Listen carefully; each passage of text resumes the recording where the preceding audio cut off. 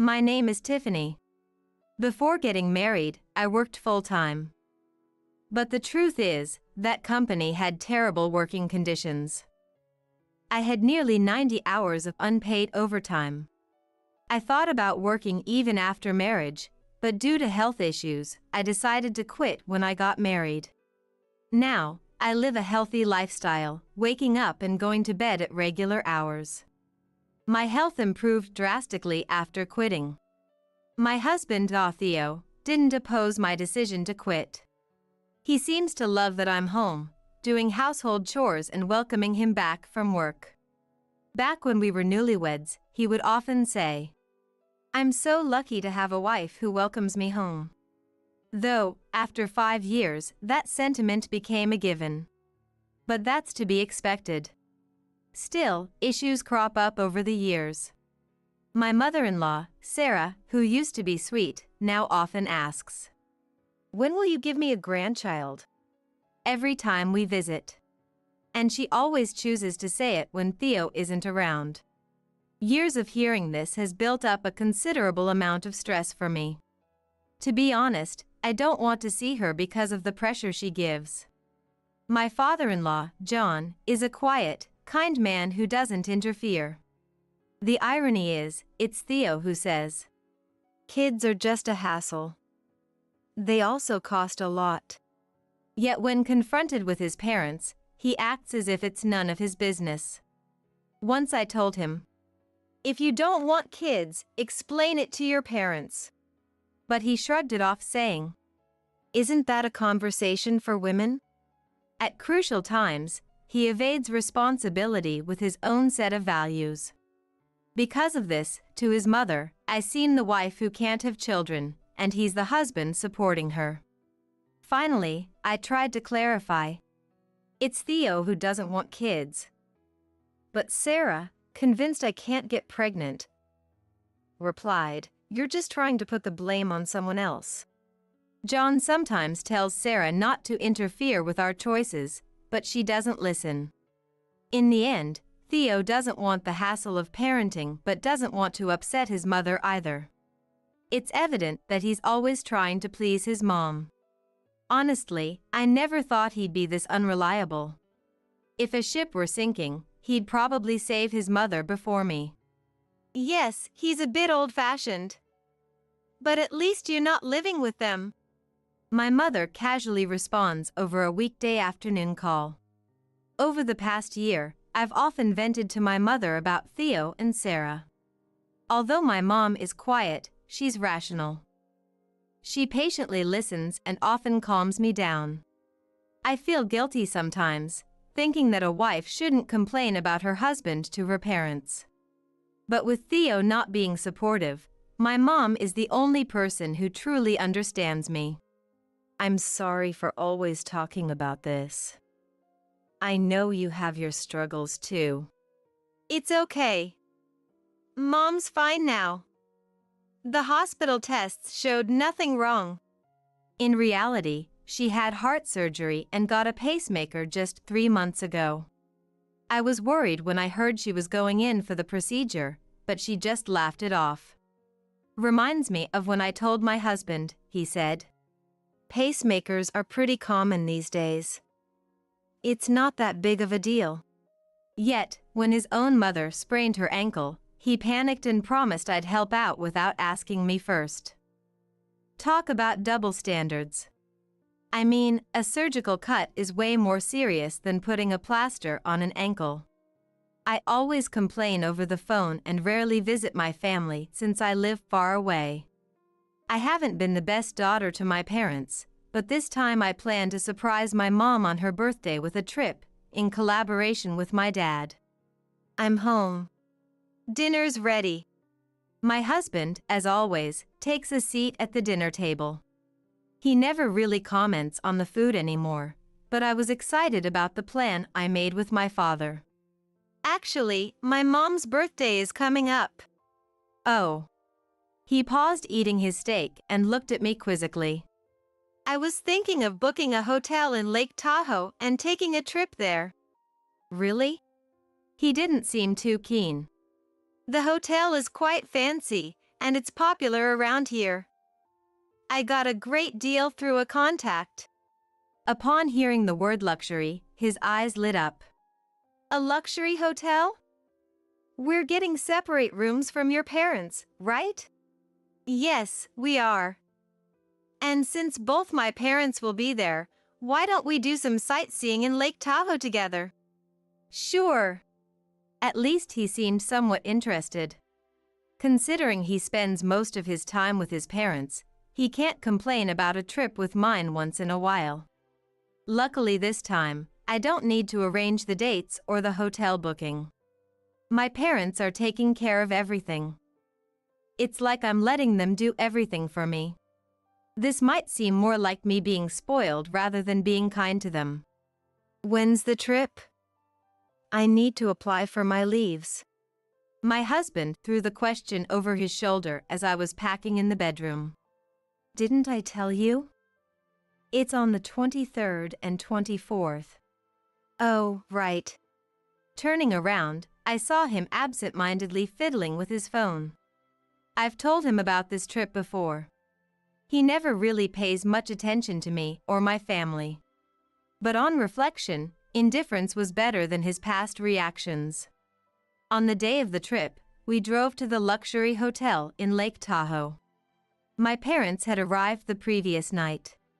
Today's plan was to explore Lake Tahoe with them and enjoy dinner at the hotel. It's been a while since I last saw them, maybe since my mother's surgery. They are both retired and don't usually splurge, so a trip like this should be fun. I sat in the passenger seat, leafing through a Lake Tahoe travel magazine. Upon arriving, I planned to call my parents to the lobby after checking in, but they were already in the parking lot. And standing next to them was Sarah. Suddenly, my husband parked the car abruptly and rushed over to them.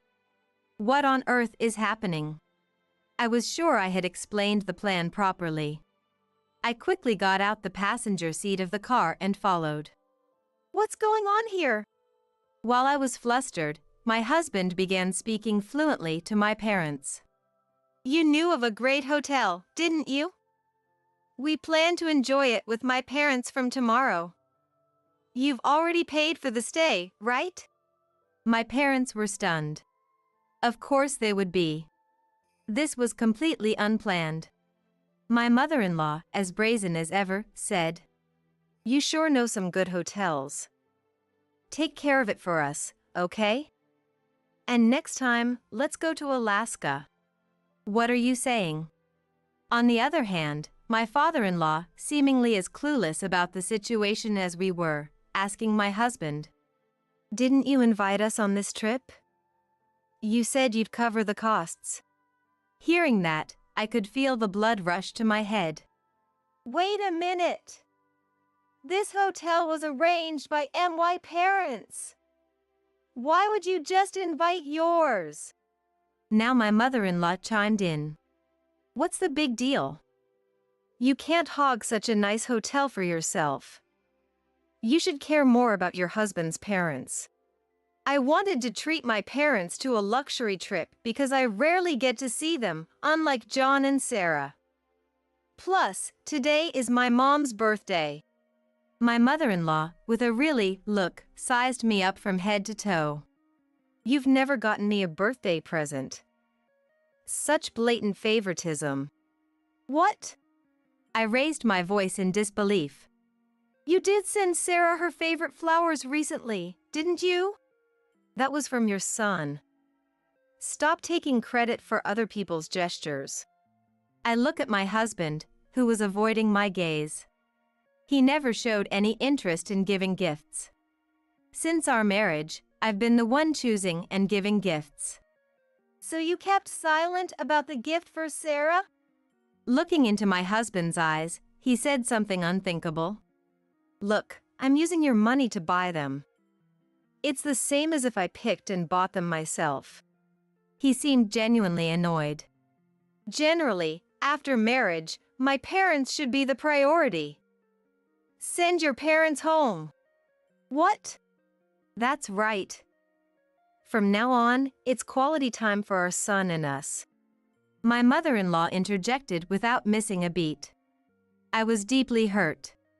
I never imagined he felt this way. Where did the kind man I married disappear to? Then, a robust man in a suit approached us quickly. Is there a problem? Before he could finish, my mother-in-law began speaking at lightning speed. We want these people gone. We'll use their remaining nights. I'm sorry, but we can't do that. Why not? She snapped. They have already paid, and we have them booked until the day after tomorrow. In her fury, she pointed at me. She is my son's wife. What belongs to my son's wife and her parents is practically ours. My husband just nodded. Seeing that scene, all my pent-up feelings felt like they exploded. The man apologized and said they couldn't do that, but she replied, First of all, you're letting such poor-looking people stay here. Won't it ruin the hotel's reputation? My husband started blaming me along. I decided to approach my husband's back and tell him the truth. You know, this place is my father's family home. What? My husband and mother-in-law stared at me with wide eyes. The man in the suit is my father's younger brother, which means he's my uncle. My uncle started speaking in a firm, yet humble tone. My brother and I have a big age difference. Back then, our parents were busy with their hotel business. He took care of me like a parent. Everything I have now is because of him. Hearing this, my father became emotional and whispered, You. When I heard you were staying here, I was truly happy, thinking I could finally repay his kindness. But you, thinking you could stay for free just because it's your son's wife's family. Oh! I could hear my mother-in-law's groaning. We have rooms available ranging from $450 to $1,800 per night. Please proceed to the front desk if you're interested. Stunned by the price, my husband and his mother were flustered. What do we do now? We don't know any other hotels. What do you expect me to say? Watching the two, my father-in-law let out a deep sigh. This is karma for always taking credit for Tiffany's achievements and trying to impress your mother with them. My husband seemed at a loss for words. I'm truly sorry, everyone. I never thought my son would do something like this. He began to apologize deeply. No, wait, John. I quickly intervened. My father-in-law is a victim too. He was invited to the hotel by his son, only to find out he'd been deceived. Though my mother-in-law seemed to have been told even more. Suddenly, she had an idea. Wait! Since it's a hotel run by relatives, can't you give us a discount? We are family after all. How shameless can she be? Has she forgotten all that she has done? But my uncle calmly stated, I don't consider someone who insults my loved ones as family. His words made me realize something. The way my husband and mother-in-law had been treating me all along was condescending. All the unpleasant tasks were left to me. Any praise was stolen by them. What was I to them? They exploited and belittled me. If they had thought about my family even a little, this trip wouldn't have happened. You've always looked down on me, haven't you? I said, looking at my husband, who hung his head in silence. You thought my parents would let this slide if you pushed hard enough. How awful. I couldn't afford to stay at such an expensive hotel. I just wanted to impress people. With a face full of regret, he glared at me. My father-in-law approached, looking disappointed. Isn't this just like you?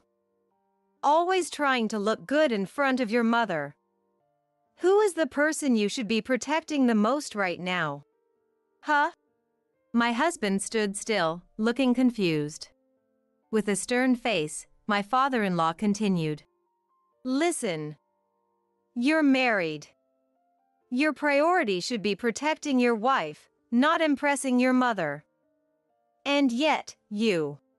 My husband looked away. But I noticed the expression on his face. He will always choose his mother, no matter what anyone says. Summoning my courage, I raised my voice. John, thank you for all you've done for me so far. You've helped me more times than he ever did.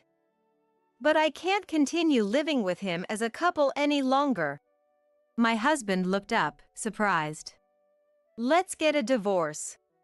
Saying the word divorce out loud made me feel incredibly liberated. Right.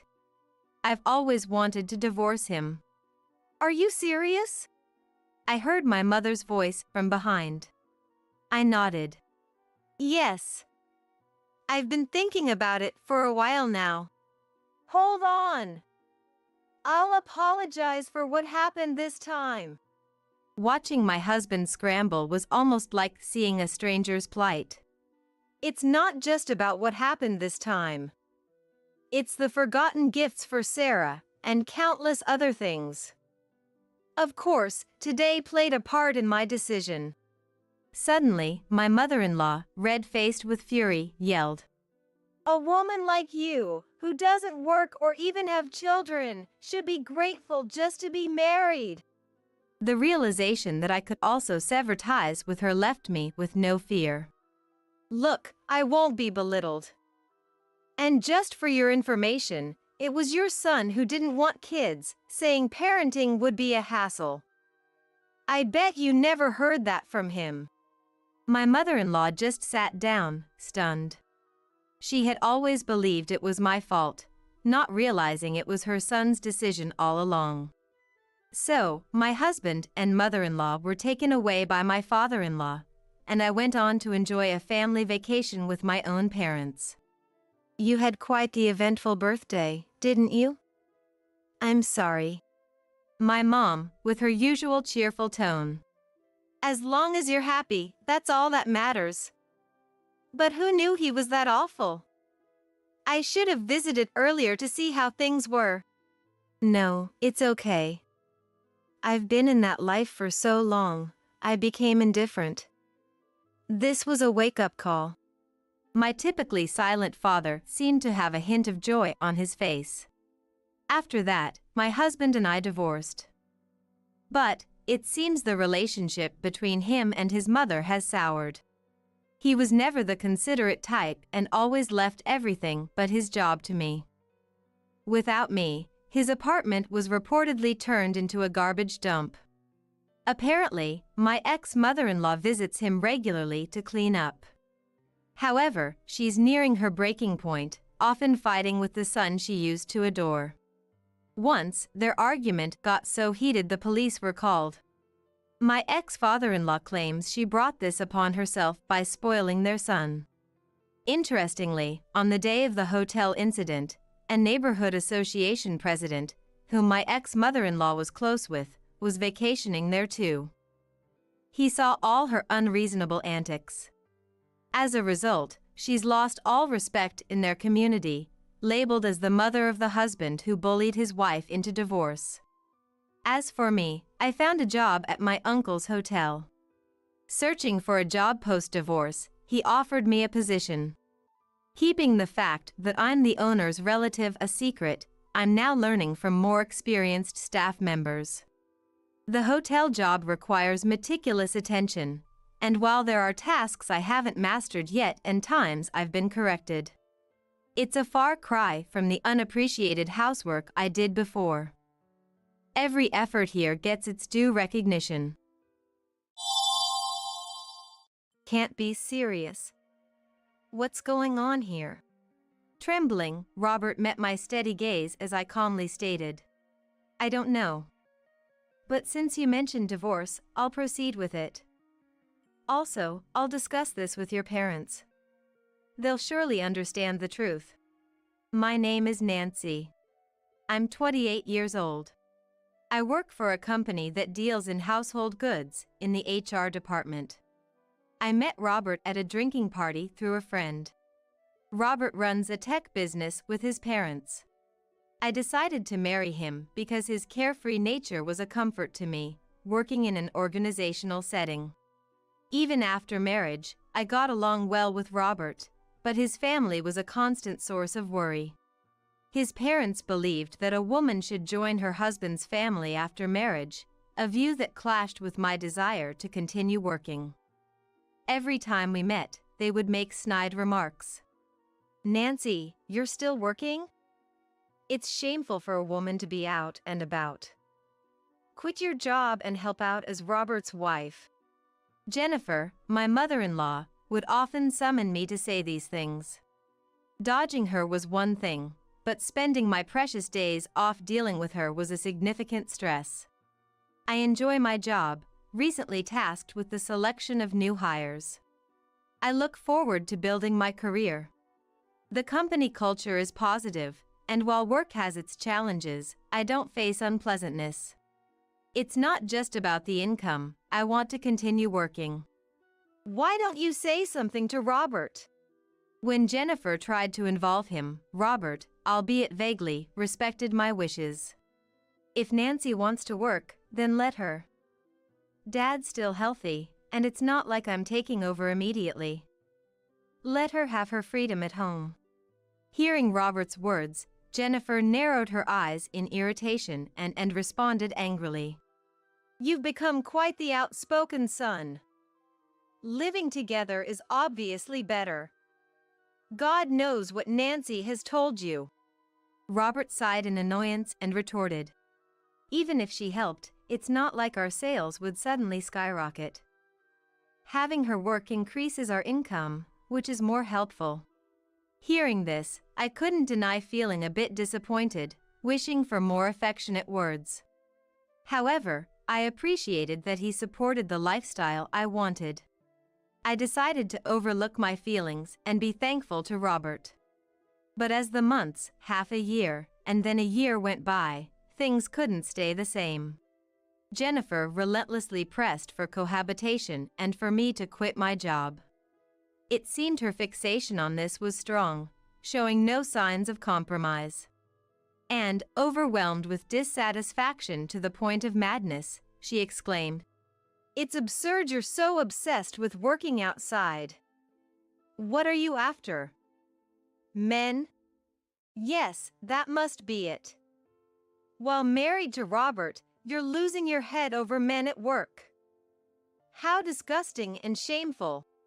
Her baseless accusations and hysteria made calming her down a task, requiring coffee and sweets to manage her mood. Of course, Robert never believed Jennifer's delusions. However, he seemed to grow weary of her frequent outbursts and tantrums, and his support for me waned. "Look, if it calms Mom down, shouldn't we just compromise? Being raged at every time is stressful for you, Nancy. Eventually, I'll take over the business anyway, so quitting and moving in might be quicker than convincing her." Robert mumbled, looking down at the dining table. Finishing his thought, he cradled his head in his hands, sighing deeply. Robert was caught between Jennifer and me, and I could understand his pain. But it shocked me that he had let go of the support he used to give me. "Why? Why would you say that, Robert?" I stopped washing dishes, my voice trembling with tears. "What do you mean, why? You see how Mom acts. I'm tired of being attacked for continuing our life this way. And you must be too, right? After repeating the same for a year, do you still want to work?" Indeed, Jennifer's escalating insults and abuse had pushed me to my limit. But my job was an essential part of my life. I didn't want to give it up. Considering Jennifer's nature, cohabiting could just start a new series of harassments against me. "Yes, but... Robert, you're her son. Can't you talk some sense into her? You said it was beneficial for us if I worked, increasing our income. Don't give in to your mom." There's no guarantee that living together solves everything. Tears welled up in my eyes, but I clenched my fists, trying to hold back my emotions. I felt betrayed by Robert, mixed with sadness and anger. Then, irritated, Robert slammed the newspaper on the table, stood up abruptly, making a loud noise. Enough! That's old news. Sticking to the same view won't always work out. Nancy, you're stubborn and selfish. Wait. You can't just say what suits you and flip your stance when it's inconvenient. That's dishonest. I retorted strongly as Robert tried to leave. Our day ended with such an argument, leaving me exhausted. I was so drained, I barely managed to clean up before I just went to bed for the day. Why did things end up like this? Jennifer was a problem, but what really hurt was how Robert's attitude had changed. If Robert drifted away, I'd be isolated without any help. Feeling utterly alone, with no one on my side, made me feel incredibly vulnerable. After that fight, things were awkward between us, but a few weeks later, I found out I was pregnant. After feeling unwell for some days and being urged by coworkers to see a doctor, I discovered I was 2 months pregnant. Robert was happy about the news. He also became more considerate of my condition during the pregnancy. If it's a boy, could he be my successor? If it's a girl, I hope she's as cute as Nancy. You're handling both work and house chores now, but it's an important time, and you shouldn't overdo it. I was touched by his kind words. But then, as if on cue, Robert casually brought up the last thing I wanted to hear. How about taking this chance to quit your job? Working while pregnant must be hard on you, and it's a good opportunity. If we live with my parents, my mom can take care of the house, so you can rest. At that moment, my emotions surged. Had he forgotten all the discussions and fights we've had so far, just like that? To say such a thing so easily, with a smile, no less. Don't talk nonsense. This isn't a good opportunity. It's as if you're using this baby we were so happy about as an excuse to make me submit to your family's demands. That's not why we decided to have a child, is it? I'm not quitting my job. As I fired back, Robert looked taken aback, as if he was under pressure. Calm down. Why are you so angry? Quitting a job because of pregnancy is quite common. It might be common, but my company has maternity and parental leave policies in place. I plan to take maternity leave, then return to work once things settle down. Plus, if I quit now, I'll lose all the income during the leave. Robert seemed to drift off halfway through my explanation but snapped to attention towards the end. Seemingly hooked by the mention of money. Oh, so maybe quitting after the parental leave ends could work. Let's just take the leave for now and figure out the rest later. With a vague, non-committal tone, Robert said this and looked away from me, continuing to watch TV as if nothing had happened. Seeing his profile as he pretended nothing was amiss, I sighed without realizing it. I hadn't noticed before we were married, but I never thought he'd be such a fair-weather, agreeable man. From now on, I need to be firmer. A few months later, I returned to my parents' home to give birth, wanting to be near my family during this time. I wanted nothing to do with my in-laws or Jennifer around the birth. When I told my parents about Jennifer and Robert, they were very worried about me and even angrier at Robert than I was. People who change their minds like that can't be trusted. You should not stay with him. If this continues, it might be worth considering a divorce. My mom said, her voice low and firm as she wielded the kitchen knife with more force than usual. Even I, who had directly confronted Robert, felt intimidated by her intensity. Thank you. But Robert isn't a bad person as long as Jennifer and his family aren't involved. Once the baby is born, our life will change, and I want to see how things go for a while. When I said that, Mom sighed worriedly. Nancy, it's good that you're patient, but you tend to keep too much to yourself. If it becomes too much, promise me you'll tell us right away, okay? Yeah, I understand. Feeling Mom's strong love, a few months later, I gave birth to a healthy baby girl. We named her Sarah. I continued to live at my parents' house, not wanting to return to a place close to my in-laws, and eventually, after a year, I found a childcare center and planned to return to work. Though Robert did visit to see Sarah from time to time, we never discussed living together or quitting my job again. Actually, both of us seemed to avoid the topic. Mom didn't show her anger in front of me, but quietly pressured Robert. Now that the family is growing with the birth of our child, please make sure to support Nancy and Sarah properly. Thank you. Back in the house with Robert, nothing had changed with him or Jennifer. Jennifer would barge into our house to see her granddaughter, criticizing. How shameful! A woman who has a child and still insists on working instead of living with her husband's family has no shame. And Robert, in his way, would dismiss everything with, let's just see how things go, parenting comes with its challenges. 2 years flew by. Sarah grew rapidly, now walking freely and starting to talk. I continued to work part-time while Sarah was in childcare, without moving in with my in-laws. Robert had become so accustomed to Jennifer's tirades and my persuasions that he would ignore our arguments, focusing on the TV. I had no expectations from Robert anymore. I hoped that someday, I could convince them on my own terms. One day, Sarah became ill. She was covered in red rashes that seemed to cause her pain or itchiness, making her cry in discomfort. Realizing the severity, I immediately took time off work and rushed Sarah to the hospital. The doctor suggested a blood test as a precaution.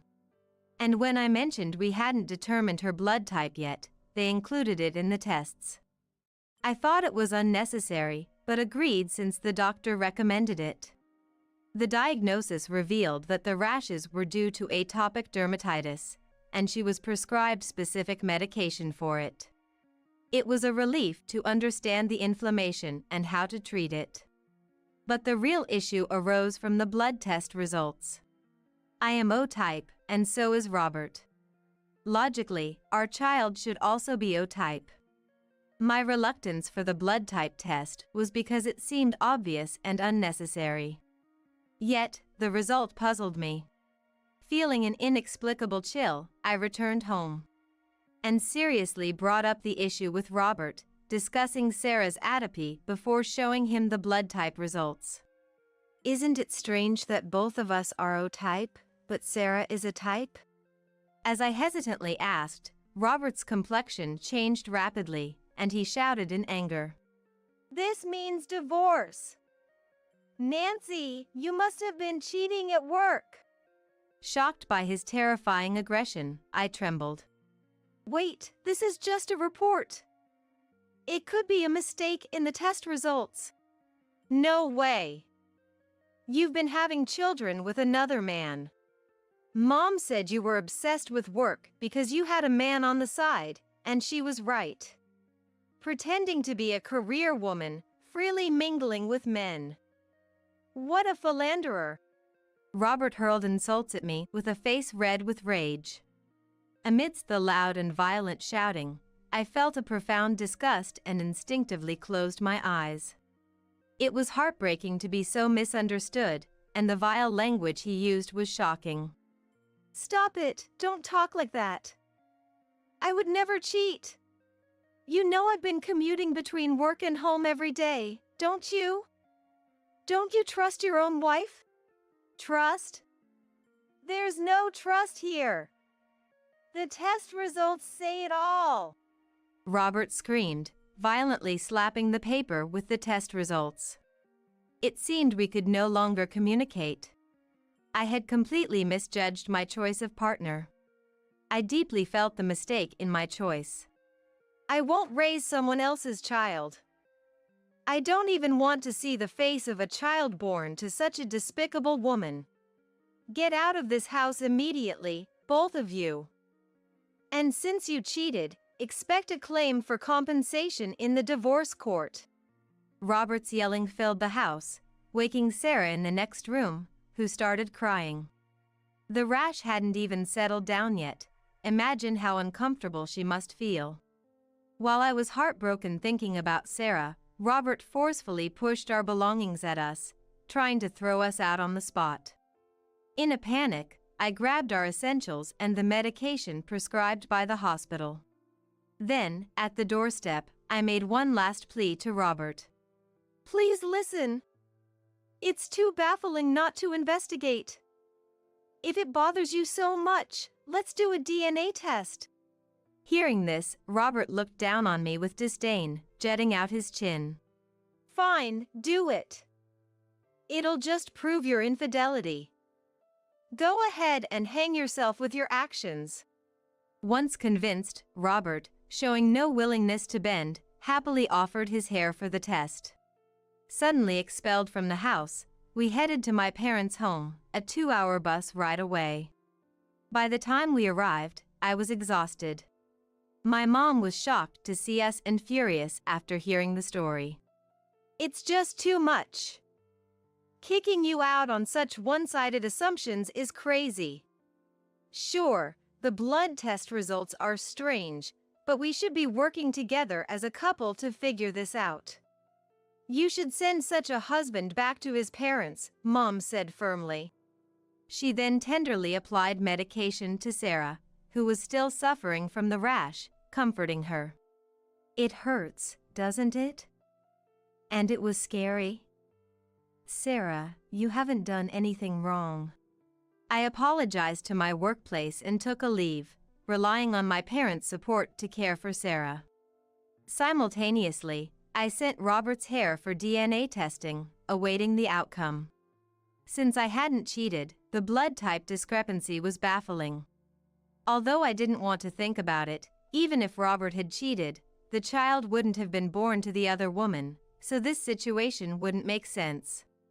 After just over 2 weeks, the DNA test results came in. Together with Mom, I slowly opened the envelope. Inside, the information was surprising.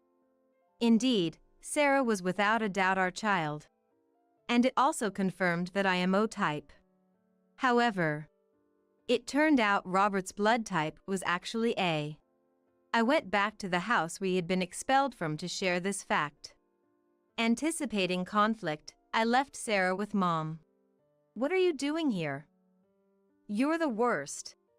Robert greeted me coldly, but I calmly showed him the test results. His eyes widened slowly as he looked at the paper, and his angry brows fell into a mix of confusion and worry. "It can't be. How is this possible?" Robert had always said he was O-type. Of course, he wouldn't lie about something like that, and he had always believed it to be true.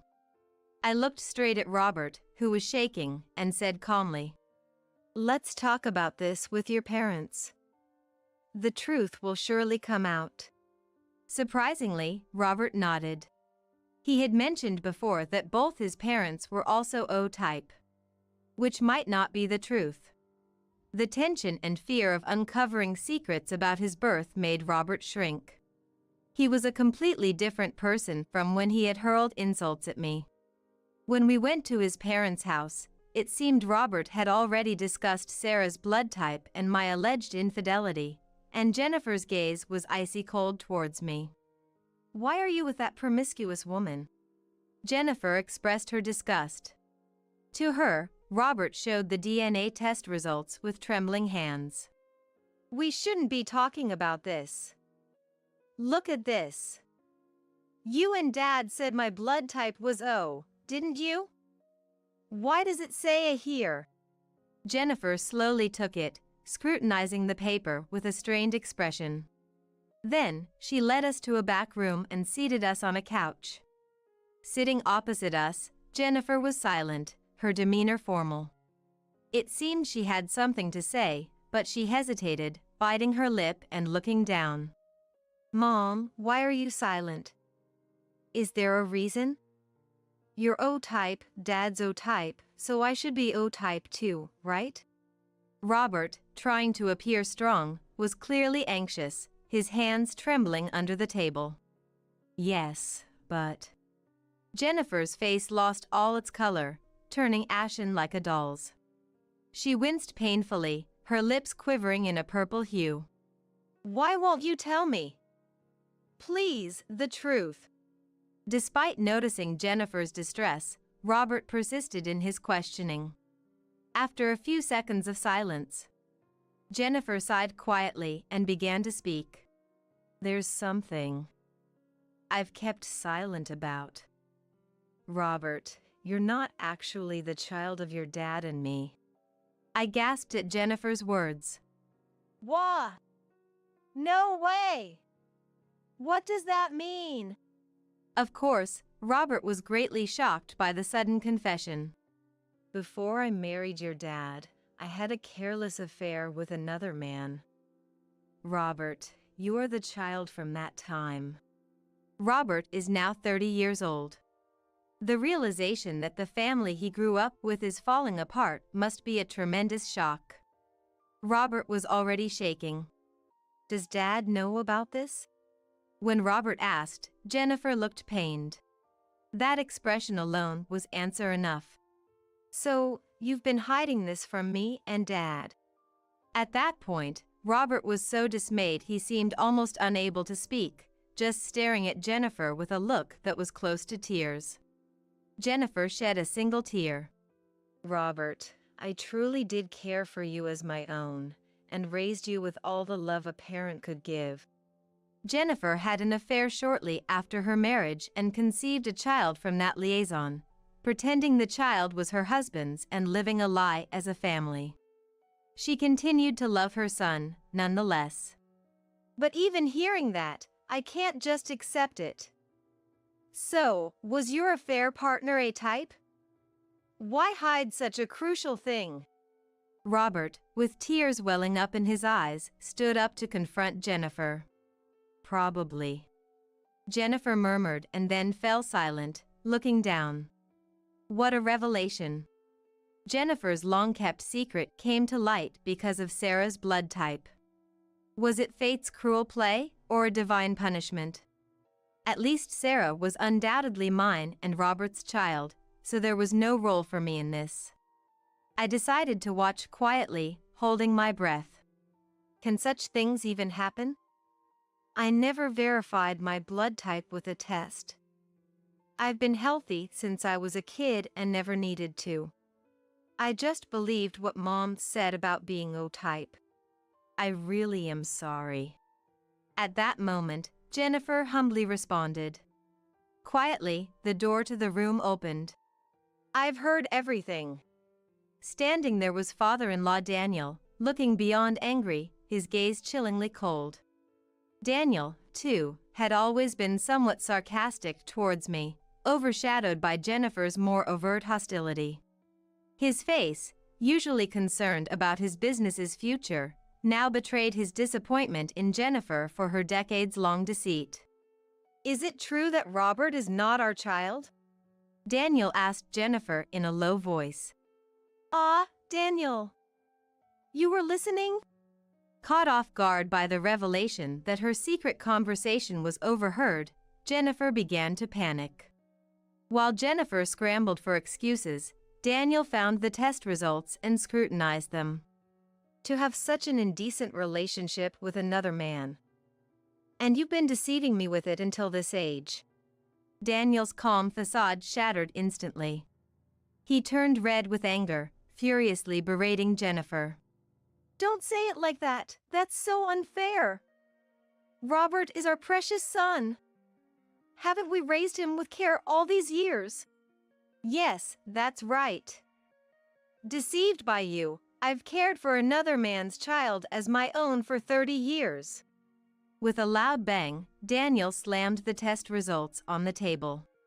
At his outburst, both Robert and I flinched. Unable to withstand Daniel's fury, Jennifer stood up to argue back. What's the use of getting angry now? I haven't been in touch with that man anymore, and it's been 30 years. It should be statute barred by now, shouldn't it? No statute on this. I never imagined you to be such a promiscuous woman. And the evidence is still standing right here, Daniel yelled, pointing at Robert. Caught in the crossfire of his parents' argument, Robert was too stunned to respond. Given this revelation, I can no longer stay married to Jennifer. We're getting a divorce. And you, Robert. If you're not my son, then don't ever come back to our home again. Wait, what? That can't be true. Amidst the escalating argument between the in-laws, Robert found himself thrown out of the house. Seemingly irrelevant to their dispute, I also left with him, and we ended up discussing our divorce over a meal at a nearby family restaurant. Look, I get it now. You didn't cheat. It was all a misunderstanding. Sarah is definitely our child, so let's cancel the divorce. We can go back to living in that house, right? True to his opportunistic nature, my husband now comes with a convenient proposal. It's surprising, really. Feeling disillusioned, I responded indifferently. No way. While the misunderstanding has been cleared, the words you said can't be taken back. The way you spoke to me was unforgivable, not to mention calling Sarah the worst things. I can't stay married to someone who can speak so lightly of us. The divorce will proceed. Wait, don't talk like that. As Robert tried to stop me, I gave him a cold smile. Maybe it's for the best, Robert. You wanted a wife who doesn't insist on working or disagreeing with the house, didn't you? You used to stand up for me, but gradually, you just followed Jennifer's lead. I don't need a husband who won't support me. Let's settle the rest through lawyers. Goodbye. I stood up quickly, leaving a bewildered Robert behind in the bustling family restaurant. As I boarded the bus again to fetch Sarah from my parents' house, Robert returned to his parental home only to find that, just as Daniel had said, he was not allowed inside, and of course, he was also fired from the family business. As expected, I received a message stating that the succession plans were now void. I ignored the message and immediately started looking for a law firm to proceed with the claim for compensation in the divorce proceedings. Robert's actions qualified as emotional harassment, enabling me to claim $20,000 in divorce compensation. I received complaints from Robert, stating he was jobless and couldn't pay, but I maintained a firm stance that the amount could not be reduced. Robert had not saved any money, assuming he would inherit the family business and become its president. I knew all too well that he had squandered any extra earnings on alcohol and gambling. Moreover, maintaining the apartment we had lived in would likely be impossible. On the other hand, after being kicked out of her home at 60 due to her affair, Jennifer managed to contact Brian, her past lover, seemingly intending to flee to him. Robert got in touch with Jennifer, and they decided to meet and head to Brian's home together, who was believed to be Robert's biological father. Brian was shocked and greatly bewildered when a woman from his past and an unexpected son suddenly appeared after 30 years. He tried to deny the past, claiming he couldn't remember such a thing and suggesting they might be mistaken. Jennifer insisted on a DNA test, offering to cover the costs. Furthermore, their argument at the doorstep was discovered by Brian's wife, who lives in the same house, leading to the three being interrogated about what was happening. Shockingly, at that time 30 years ago, Brian was already married, and his affair was exposed to his wife, leading to a divorce being thrust upon him in front of Jennifer and Robert. After my fight with Robert came Jennifer and Daniel's argument. And finally, the conflict between Brian and his wife ensued. One dramatic scene led to another, creating a commotion everywhere. During all this, I rented a new room close to my parents' house and started living there with Sarah. I never wanted to return to the apartment I shared with Robert, nor did I want to indefinitely rely on my parents. Afterwards, Mom said, "Robert was odd, and so was his family. Divorcing was the right decision. Let's take good care of Sarah together." She encouraged me warmly. Her occasional help has been invaluable. I apologized to my company for the leave, briefly explained the situation, and requested a transfer to a branch that was commutable from my new home.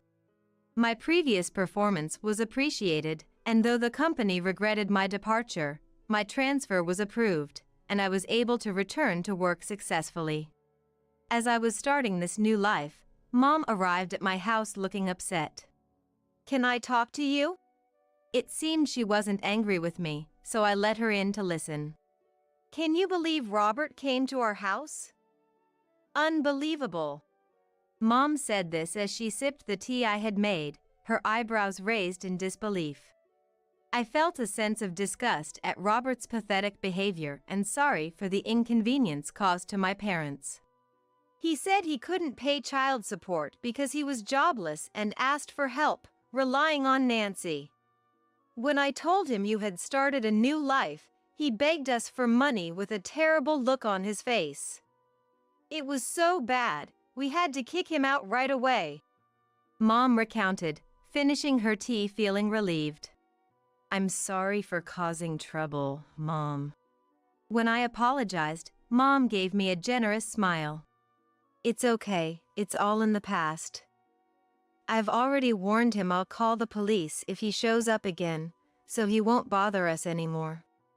Nancy, you need to move on and focus on yourself and Sarah." Mom said this and patted my shoulder. Encouraged by Mom's warmth, I couldn't help but tear up. By the way, Mom is definitely type O. After that, I received messages and voicemails from Robert almost daily.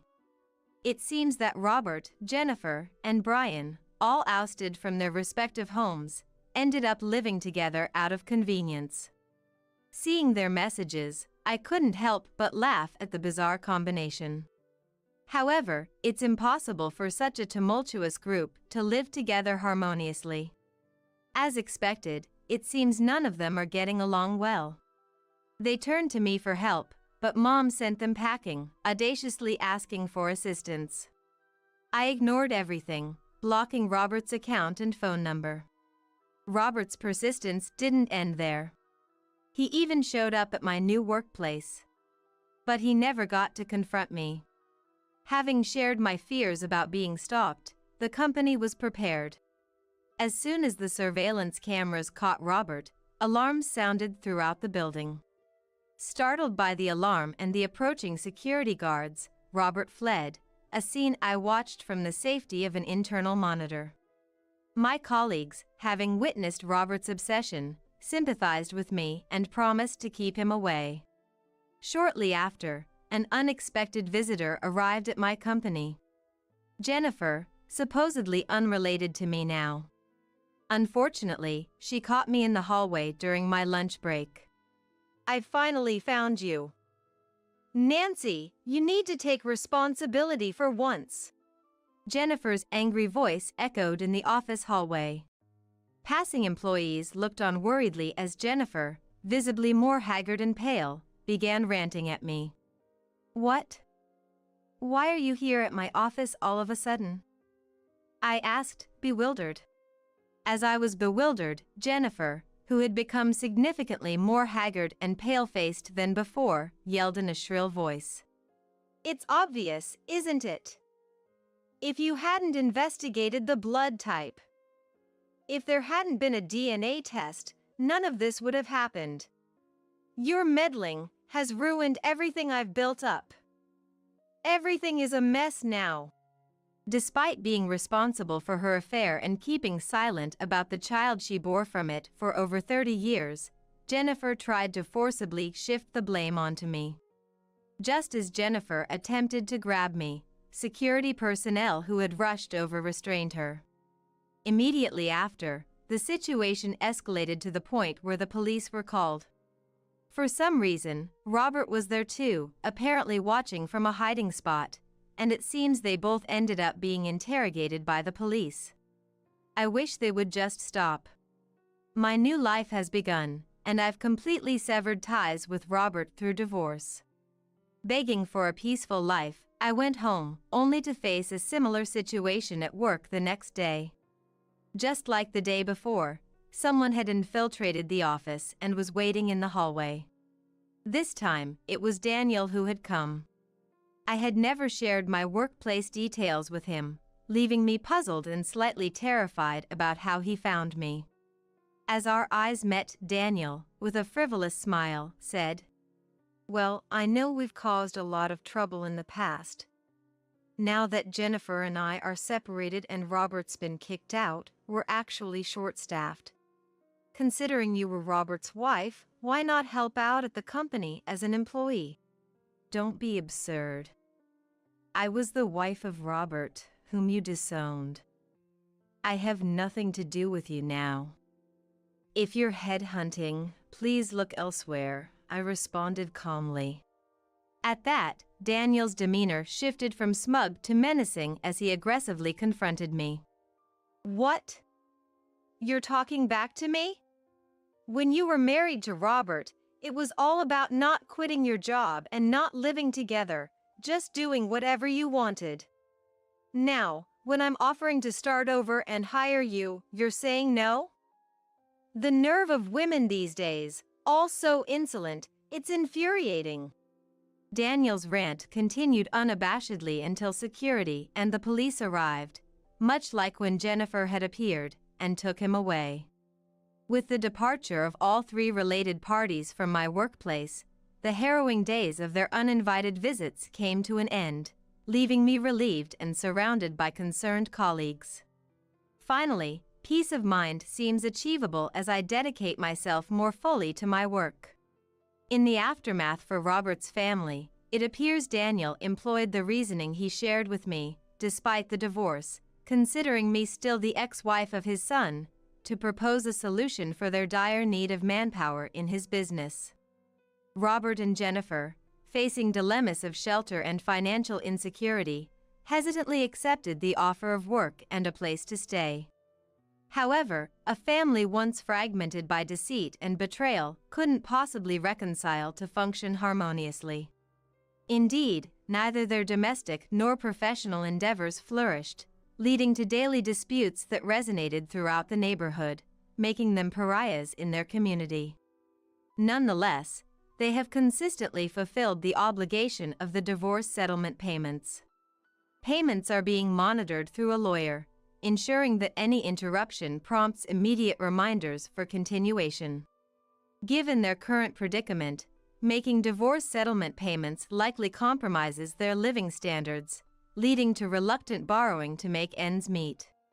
Consequently, repaying this debt further exacerbates their financial distress. Caught in a vicious cycle, Robert appears to be exploited for cheap labor at Daniel's company. On my end, life has taken a positive turn. Bringing valuable expertise from my tenure at the headquarters, I've become an asset in my new role.